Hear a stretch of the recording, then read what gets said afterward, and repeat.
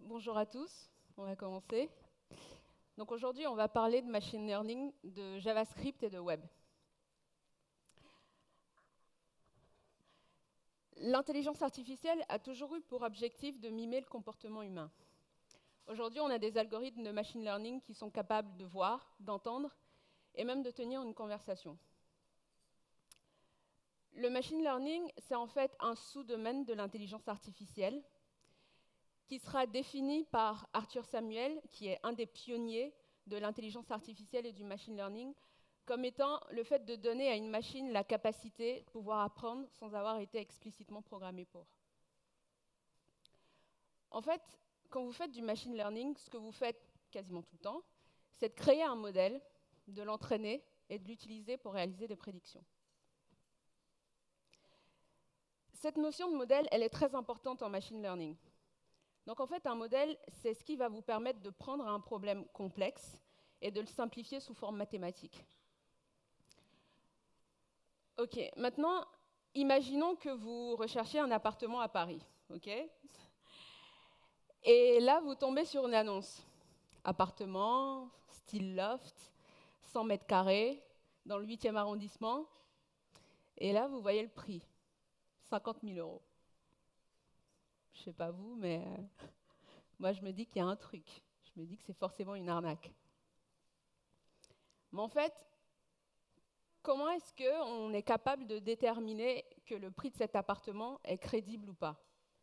C'est parce qu'on a eu un certain nombre d'informations, comme par exemple sa localisation, son état et sa superficie. Et en fait, ces informations, comparées à des informations qu'on a pu avoir par le passé, vont nous permettre de juger de la crédibilité du prix de cet appartement.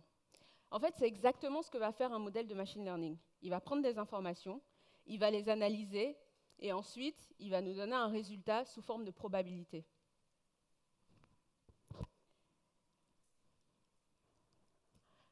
Donc, cette fois-ci, imaginons que vous fassiez partie de ce petit pourcentage qui a cru à l'annonce, et du coup qui s'est fait arnaquer de 50 000 €. Vous êtes un peu colère et vous vous dites je vais me faire un modèle de machine learning pour déterminer le prix d'un appartement en fonction de sa superficie. Donc pour ça, vous pouvez utiliser un type de modèle qui est un modèle de régression linéaire. En fait, ce modèle, vous allez avoir besoin de l'entraîner. Donc imaginons qu'ici, on a notre dataset, d'accord? Un ensemble de données d'entraînement. En fait, une donnée d'entraînement, c'est tout simplement la corrélation entre un input, qu'on appelle aussi features en machine learning. Donc, en prenant notre exemple ici, ce sera par exemple la superficie de notre appartement, et un output, qu'on appelle aussi label en machine learning. C'est tout simplement ce qu'on veut prédire. Donc là, le prix de l'appartement. En fait, un modèle de régression linéaire, je prends cet exemple, parce que c'est un modèle qu'on peut représenter sous forme de droite. Donc du coup, ça va nous permettre de voir des concepts de base de machine learning de façon assez simple. Donc si vous vous rappelez un peu vos cours d'algèbre, l'équation d'une droite, c'est ax plus b. Donc, on a notre équation, on peut déterminer notre modèle, notre droite. On va donner une valeur à notre x, on trace une droite. Okay, on a un modèle. Qu'est-ce qui nous dit que notre modèle il est bien? Qu'est-ce qui nous dit qu'il est de bonne qualité? Comment est-ce qu'on peut le déterminer? En fait, ça, vous pouvez le faire grâce à ce qu'on appelle la perte. La perte, en fait, qu'est-ce que ça va être? Ça va être la marge d'erreur entre le prix réel, donc le prix de vos données d'entraînement, qui sont censées être les données de référence, et votre prix prédit, donc le prix prédit par votre modèle. Donc, plus vous avez une donnée qui va s'éloigner du modèle en termes de distance, plus vous aurez une perte importante. Donc ici, on voit clairement qu'on a un modèle qui n'est pas terrible. On voudrait plutôt avoir quelque chose dans ce genre pour minimiser la perte. Et en fait, cette perte va servir d'indicateur à ce qu'on appelle la fonction d'optimisation. En fait, c'est cette fonction qui va vous permettre de rééquilibrer votre modèle en fonction du niveau de perte, pour avoir un modèle du coup, qui a une perte minimale et donc qui est optimisé. Donc ce qu'il faut retenir, c'est que perte importante égale un modèle de mauvaise qualité.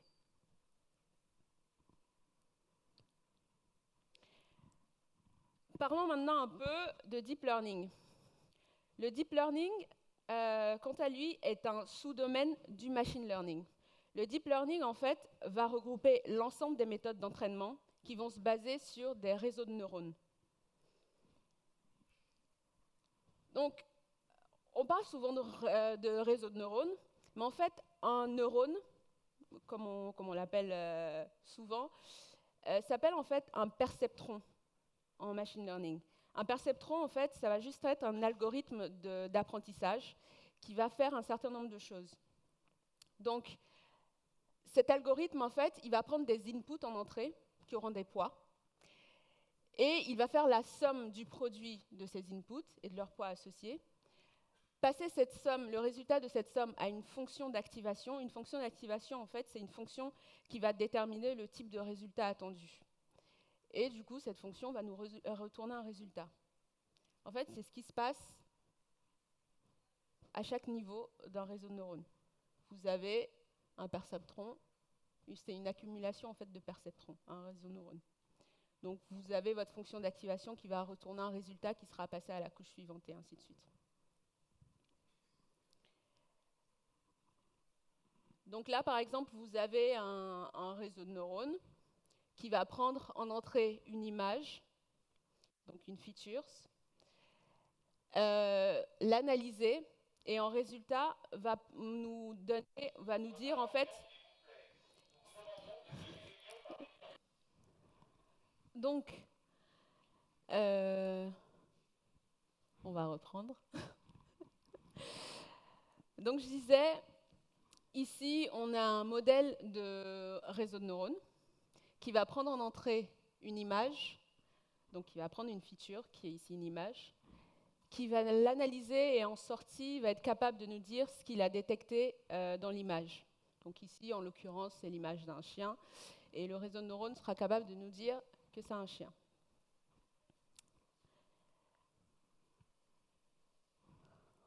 On peut maintenant rentrer dans le vif du sujet, c'est-à-dire parler de machine learning dans le navigateur. Une des questions qui revient souvent, c'est pourquoi est-ce qu'on voudrait faire du machine learning avec du JavaScript et encore plus dans le navigateur? Une première raison pourrait être l'accessibilité. Aujourd'hui, la plupart des devices intègrent un navigateur web qui est capable d'exécuter du JavaScript. On peut parler aussi de démocratisation. Je prends mon exemple. Je suis développeuse web et je ne me serais pas forcément intéressée autant au machine learning s'il n'y avait pas un framework qui permettait de le faire en JavaScript. Aujourd'hui, JavaScript est l'un des langages les plus populaires.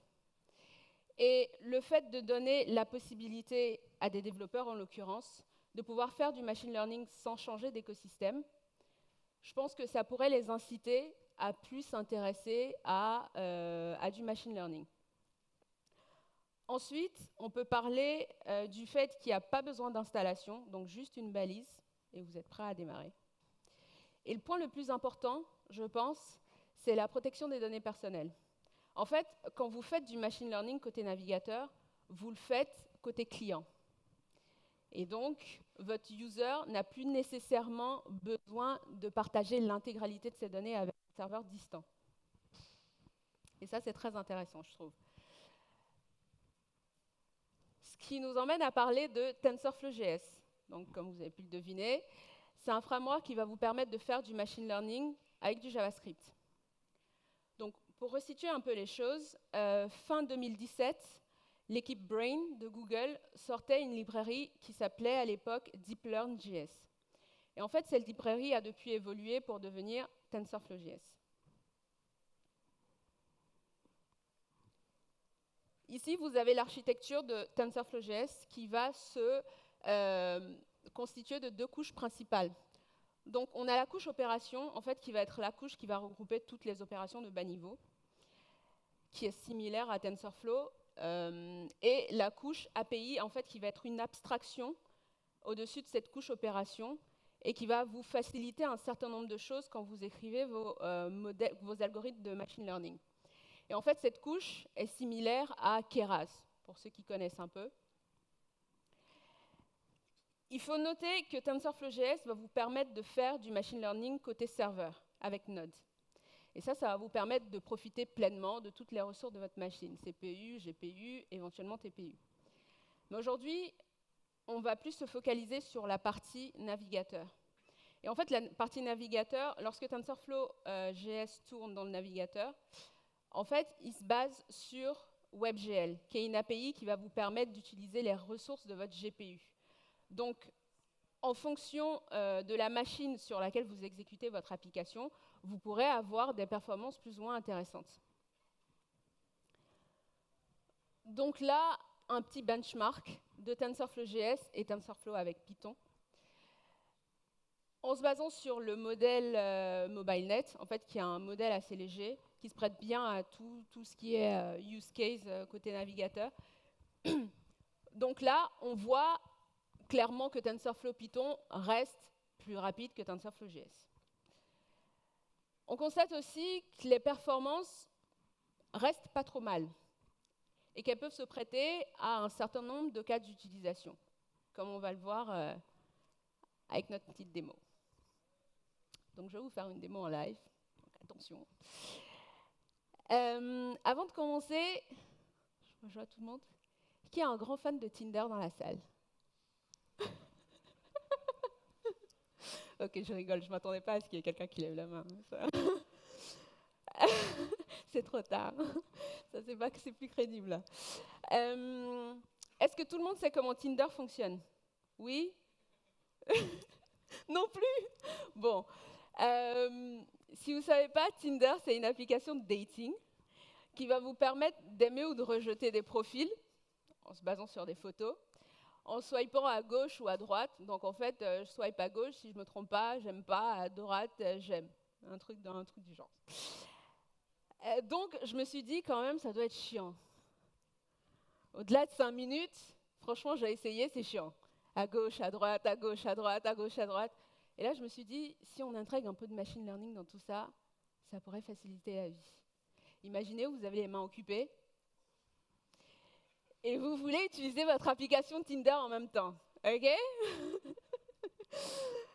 Et là, vous allez voir qu'avec l'idée de cette démo, c'est quelque chose que vous pourriez éventuellement faire.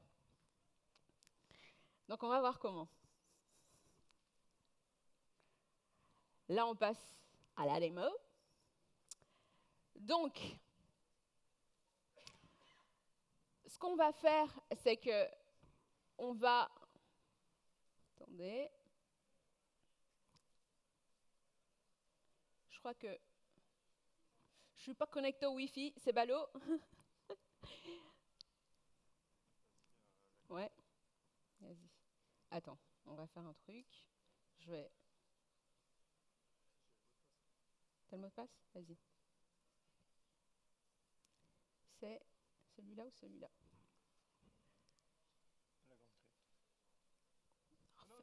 Ah.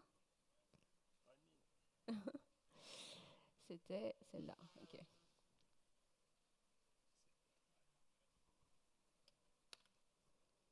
Ouais. Ouais. Oui. Mhm.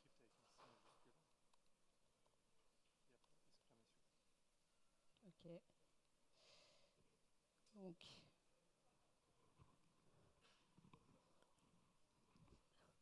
suspense, c'est bon. Tout va bien. On est bon. Donc, parfait. Je vous explique un peu le principe de la démo. Donc en fait, ici, c'est une petite application qui a un Tinder-like, qui s'appelle Grindr. Ne me demandez pas pourquoi. Et du coup, qui va être une application de dating pour les frameworks JavaScript. Voilà. Donc, ici, ce que je vais faire, c'est entraîner un modèle directement dans le navigateur et lui enseigner des gestes. Et en fait, lui dire, bah, écoute, ce geste, c'est non, ce geste, c'est oui. Un peu à la Tinder. Donc du coup, j'aurais plus besoin de toucher mon application pour liker ou rejeter un framework. Donc là, si j'essaie de démarrer mon application, il me dit que mon modèle n'est pas entraîné. Un modèle qui n'est pas entraîné, en fait, ça ne va pas vous servir à grand-chose. Donc, je vais dans les settings. Donc là, je vais entraîner mon modèle. Et ce que je vais faire, c'est à gauche, ça va être non, et à droite, ça va être oui. Donc, je vais lui dire, là, c'est non. Je prends un certain nombre de photos. Et je lui dis oui, c'est ça.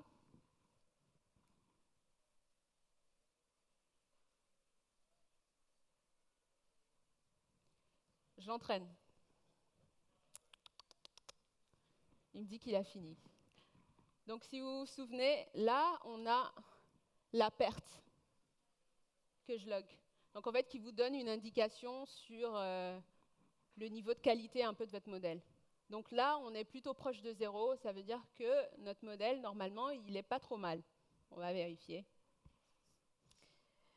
Je retourne dans mon application. Donc, Angular, pas que j'aime pas Angular, mais ça va être non. Du coup, je commence, je lui dis non.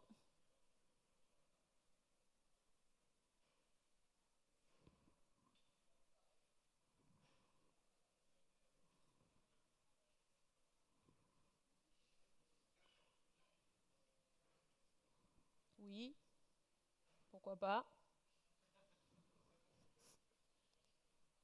Pourquoi pas. Ok, j'avoue, c'est aussi chiant que swiper avec le doigt.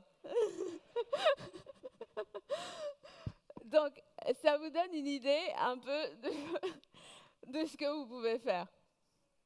Donc là,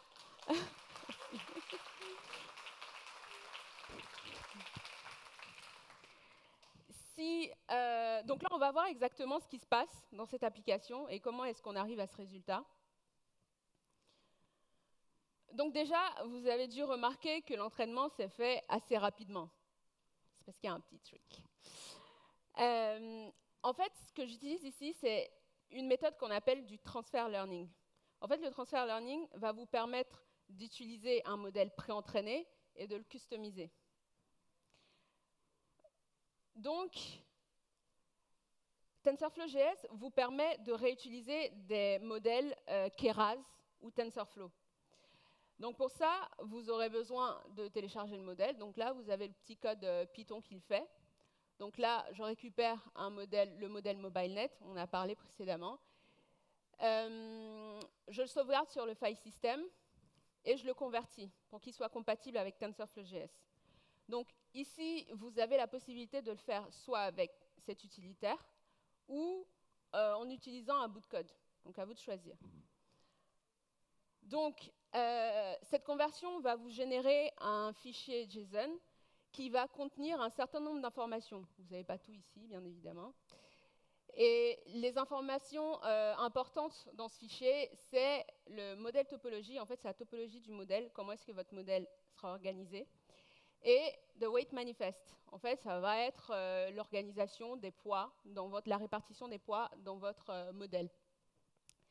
Et ici, on est dans TensorFlow.js, donc on va être capable de loader ce modèle à partir du fichier qu'on aura généré, juste en appelant à la fonction loadModel depuis l'instance TensorFlow.js. Donc là, vous avez votre code JS. Donc, sauvegarde, conversion, chargement. Ça, c'est la première étape. Ensuite, la deuxième étape, vous allez vouloir récupérer vos données d'entraînement, ce qu'on a fait dans les settings. Donc ces données d'entraînement, vous pouvez le faire. Là, dans l'occurrence, on utilise des images. Mais en fait, votre modèle, il ne va pas comprendre une image. Si vous lui passez un stream directement, il ne va pas trop savoir faire. Il va pas trop savoir quoi faire avec. Donc vous avez une méthode pour ça, FromPixel, de TensorFlow.js, qui vous permet de convertir un stream en tensor. Un tensor, en fait, c'est la structure de données de base quand vous faites du machine learning. vous pouvez le voir comme un tableau à n dimensions. Donc là, votre méthode va vous retourner un tensor, et ensuite, ce tensor, vous pourrez le sauvegarder dans votre dataset et lui attribuer un label. Ici, on est sur de l'entraînement supervisé. Donc en fait, quand je lui donne une image, je lui dis « cette image correspond à un non » ou « cette image correspond à un oui ». Donc je lui attribue un label. Le label, souvenez-vous, c'est ce que vous voulez prédire. Donc ici, on a deux choses qu'on veut prédire, soit oui ou non. Donc ici, je vais rajouter un tensor qui correspond à mon image et lui dire si c'est oui ou si c'est non. Il y a aussi cette méthode, le tidy, qui est intéressante, parce qu'en fait, cette méthode va vous permettre de cleaner toutes les ressources qui seront créées dans ce bloc. Parce qu'en fait, il faut savoir qu'un tensor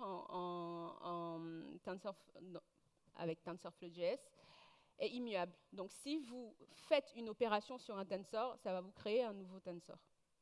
Donc ça peut vous conduire à des fuites mémoire, donc il faut faire attention à ça, et cette méthode est super pour potentiellement nettoyer ce que vous avez oublié de nettoyer. Donc l'étape 3, on va créer et compiler notre modèle final. En gros, quand vous faites du transfer learning, vous récupérez votre modèle préentraîné, mais vous allez créer un modèle vous-même qui va récupérer les prédictions de ce modèle préentraîné, et c'est ce modèle-là qui va vous donner en fait votre résultat customisé. Donc ce modèle, on va lui donner 3 couches. Donc la première couche qui va avoir un input shape, en fait ce input shape il n'est pas là par hasard. Ce input shape vous allez le retrouver dans le modèle que vous aurez récupéré depuis Keras. En fait ce input shape il va indiquer la forme du tensor en entrée, et donc si vous mettez n'importe quelle forme ici, en fait il s'attend à avoir une certaine forme de tensor avec une certaine dimension, donc il faut quand même faire attention à ça. Donc ensuite, une seconde couche qui va avoir un certain nombre de paramètres. Unit, c'est tout simplement le nombre de perceptrons sur votre couche. Perceptrons, neurones, réseau de neurones. Donc ici, on aura 100. Use bias. Bias, en fait, c'est la marge d'erreur. Activation fonction, on l'a vu aussi quand on a zoomé un peu sur le fonctionnement d'un perceptron. La fonction d'activation qui va vous permettre de déterminer le type de résultat en sortie. Donc ici, on utilise la fonction d'activation relu. On lui passe juste le type d'activation. Donc il a déjà une implémentation en interne. Ensuite, notre dernière couche, qui va être une couche qui va utiliser plus ou moins les mêmes types de paramètres avec une fonction d'activation différente. Ce qui est important de noter ici, c'est que le nombre de perceptrons sur cette couche va être équivalent à, en fait, notre disclass, ça va être le nombre de labels qu'on veut prédire. Donc ici, on aura 2. Oui et non.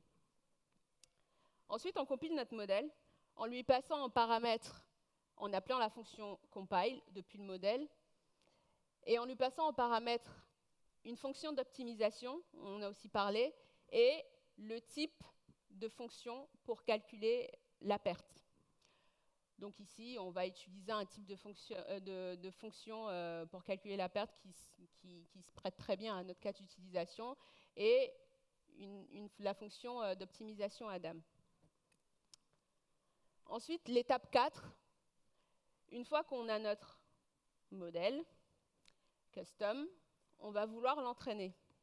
Donc pour l'entraîner, vous pouvez appeler la méthode fit de TensorFlow.js que vous appelez directement depuis votre modèle, en lui passant en paramètres vos features, les inputs en entrée, et les labels, ce que vous voulez déterminer, donc la liste de vos labels, associés à vos features. Un batch size, époque, en fait c'est le nombre d'itérations lors de l'entraînement, et vous pouvez appeler des callbacks. En fait, des callbacks qui vont s'exécuter après un certain type d'événement que vous pouvez préciser ici. Il y en a plus d'un. Ici, on log la perte, donc c'est pour ça que vous la voyez dans la console, après chaque fin de batch. Ensuite, vous avez votre modèle il est entraîné. Donc, du coup, vous allez vouloir l'utiliser, parce que normalement, il est prêt à être utilisé. Donc, ce que je fais dans l'application, en fait, c'est une boucle toute bête qui va prendre à chaque fois des screenshots avec la webcam et en fait les transformer. En fait, cette méthode, derrière, elle va appeler la fonction FromPixel. Donc, il va vous renvoyer l'image sous forme de tensor. Ensuite, ce tensor, vous allez le passer à votre modèle pré-entraîné, donc le modèle Keras, qui va vous retourner des prédictions, que j'appelle ici activation, parce qu'en fait, c'est ce qui va activer la première couche de votre modèle custom. Et ensuite, vous allez rappeler la méthode predict, donc c'est la méthode qui va vous permettre de faire les prédictions, avec ces prédictions, et ça va vous retourner vos prédictions finales. Ensuite, ces prédictions sont retournées sous forme de tensor avec une shape à n dimensions. Et vous allez vouloir convertir ce tensor en un tensor à une dimension. C'est beaucoup plus simple ensuite à exploiter. Et là, vous allez récupérer la probabilité la plus importante. En fait, je vous ai dit que le résultat qui est retourné par un réseau de neurones est toujours sous forme de probabilité. Donc en fait, vous allez vouloir récupérer la probabilité la plus élevée. Par exemple, il va vous dire, je détecte que c'est un non à 90% et je détecte que c'est un oui à 30%, par exemple. Vous allez vouloir prendre les 90%. Donc là, vous avez votre résultat, vous prenez la première valeur qui va correspondre au label et on affiche le label. On fait un peu de nettoyage et c'est tout. C'est à peu près tout ce qui se passe au niveau de l'application. On va récupérer un modèle préentraîné, on va en créer un nous-mêmes pour pouvoir customiser et pour pouvoir faire apprendre de nouvelles choses à notre modèle. On va l'entraîner et ensuite on va pouvoir commencer à réaliser nos prédictions. Donc données en entrée, analyse et ensuite résultats en sortie, prédiction. Donc, est-ce que vous pouvez utiliser TensorFlow.js aujourd'hui en production? C'est une des questions qui revient toujours aussi. Aujourd'hui, figurez-vous qu'il y a Uber et Airbnb qui utilisent TensorFlow.js en production. Donc Uber qui l'utilise avec leur application Manifold, elle s'appelle, je vous ai mis le lien là, je vous partagerai les slides, vous pourrez aller voir plus en détail. En fait, qui est un outil de debug de modèles de machine learning qui utilise TensorFlow.js. Et Airbnb, qui l'utilise aussi côté navigateur, vous pouvez le tester dès maintenant. Si par exemple, vous allez sur le site Airbnb et que vous essayez de changer votre photo de profil, et que par exemple, vous prenez en photo la photo de votre passeport, et que dans cette photo, il y a vos informations personnelles qui apparaissent, vous allez automatiquement avoir une pop-up qui va vous demander si vous êtes sûr que vous voulez uploader cette photo parce qu'elle a l'air de contenir des informations personnelles. Et en fait, cette détection automatique, elle est faite grâce à TensorFlow.js directement dans le navigateur. Et ici, vous avez un lien pour avoir, qui a une liste non exhaustive d'applications qui utilisent TensorFlow.js. Aujourd'hui, il faut savoir que TensorFlow.js, c'est plus de 300 000 téléchargements et plus de 100 contributeurs. C'est énorme. Donc on voit très bien que l'engouement, il est là. Et je pense que c'était tout à fait prévisible, parce que comme je l'ai dit, JavaScript, communauté importante, un des langages les plus populaires. Et là, je vous donne quelques liens. C'était rapide. Si vous voulez aller un peu plus loin, j'ai mis le lien de cette introduction au machine learning, qui je trouve est juste super. Je l'ai beaucoup utilisé. En fait, ce cours va vous permettre d'appréhender certains concepts de machine learning qui, expliqués dans d'autres cours, peuvent paraître un peu durs à digérer. Et là, je trouve que c'est expliqué d'une façon assez simple et il est juste super. Allez voir. Et là, deux liens d'autres frameworks qui vous permettent de faire du machine learning avec du JavaScript, qui je trouve sont moins bien aboutis que TensorFlow.js parce que voilà, la communauté derrière est pas du tout la même. Et le lien vers TensorFlow.js et TensorFlow Playground qui vous permet de jouer directement dans le navigateur avec des modèles. Et du coup, c'est fini. Si vous avez des questions, merci.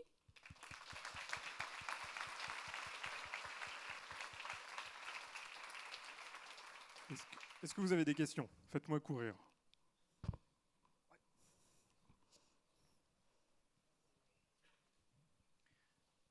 C'est pas vraiment une question sur le fond de ta conf, c'est plutôt une question sur, en voyant que tu es passé par Sensiolabs, j'ai un peu stalké, excuse-moi, tu es passé par Sensiolabs, donc tu as fait du web, j'imagine, et après là tu arrives sur du machine learning, du deep learning. La question c'est comment tu as fait pour faire cette transition-là? Par quelle opportunité? Ok, Sensiolab, ça date. Oula. En fait, comme je l'ai dit, quand je parlais de démocratisation, j'ai pris mon exemple en disant que j'étais une développeuse web. Je ne suis pas data scientist, je ne suis pas data engineer, et cette transition, j'ai pu la faire en fait dans ma précédente boîte, donc Xebia. Je ne sais pas s'il y a Xebia dans la salle. Du coup, j'ai pu un peu, communiquer avec des data scientists et tout, et en fait, leur poser des questions, et en fait, ça a commencé à m'intéresser, et le fait qu'il y a eu un framework qui est sorti et qui permettait de le faire avec du JavaScript, en fait, c'est un peu, si tu veux, ce qui a déclenché la chose, en disant que finalement, j'ai pas forcément besoin de changer complètement d'écosystème, de passer à du Python, et je peux directement commencer à jouer avec et faire du machine learning directement avec du JavaScript. Et du coup, de fil en aiguille, en s'intéressant à la chose, on se documente un peu plus, on fait plus de recherches, et voilà. Je ne sais pas si ça répond à ta question. De rien.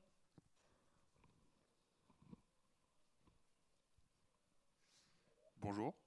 Bonjour. Alors moi, une question assez simple. Souvent, le problème avec le problème. On veut faire du machine learning parce que c'est cool, mais il n'y a pas forcément de vrais besoins derrière.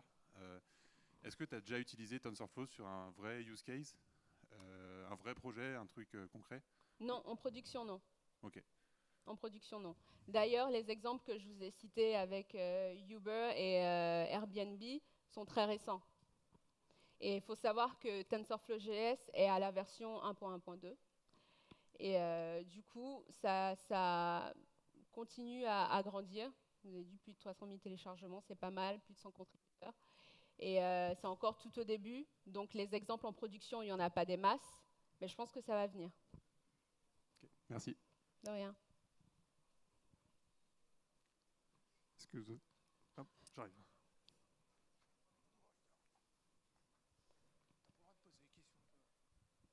Moi, j'ai une question sur les perfs. Oui. Et j'ai vu que tu avais besoin de te connecter à Internet pour ta démo. Oui. En gros, est-ce que ça s'intègre bien avec du server-side aussi? Est-ce que tu peux nous parler un peu plus de... En fait, la connexion à Internet, elle était nécessaire juste parce que le modèle, en fait, pré-entraîné, je le récupère depuis un serveur.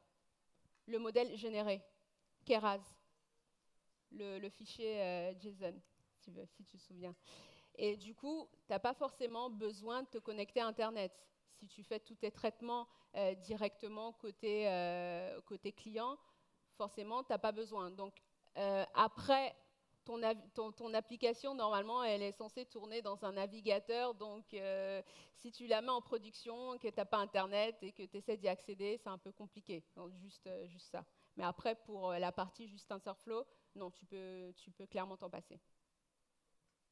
Si tu fais des développements en local, encore une fois. Ok, on va prendre une dernière question. Okay.